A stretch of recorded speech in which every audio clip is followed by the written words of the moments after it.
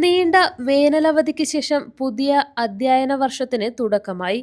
2026-27 അധ്യയന വർഷത്തെ ആലക്കോട്ട് പഞ്ചായത്ത് തല സ്കൂൾ പ്രവേശനോത്സവം പരപ്പ GUP സ്കൂളിൽ വെച്ച് വിപുലമായ പരിപാടികളോടെ നടന്നു.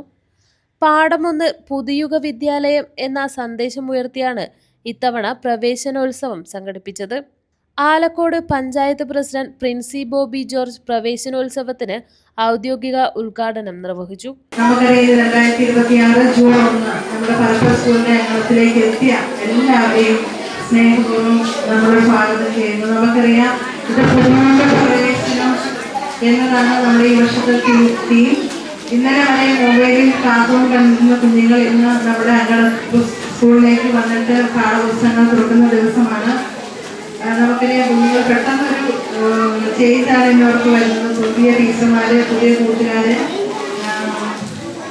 എൻ്റെ കുഞ്ഞുങ്ങളോട് പറഞ്ഞാൽ മനസ്സിലാവുമെന്ന് എനിക്കറിയില്ല. കാരണം അവർ എന്താണ് ഇവിടെ ചെയ്യാൻ പോകുന്ന കാര്യങ്ങൾ അവർക്ക് അറിയില്ല. നന്നായിട്ട് പാട്ടുകൾ പഠിക്കാനും പുതിയ കൂട്ടുകാരെ കിട്ടാനും കഥകൾ കേൾക്കാനുള്ള ഒരു അവസരമാണ്.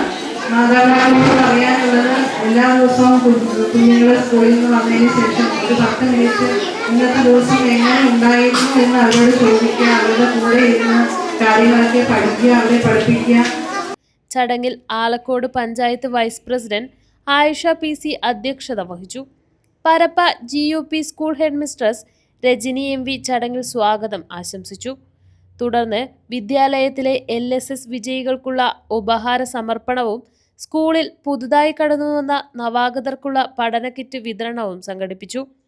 ചടങ്ങിൽ ward member Kunhambu KV, PTA president Abdul Fathah TA, MPTA president Haleema Musthafa, senior assistant Shilpa NK, Sona Singh KS എന്നിവരും പങ്കെടുത്തു.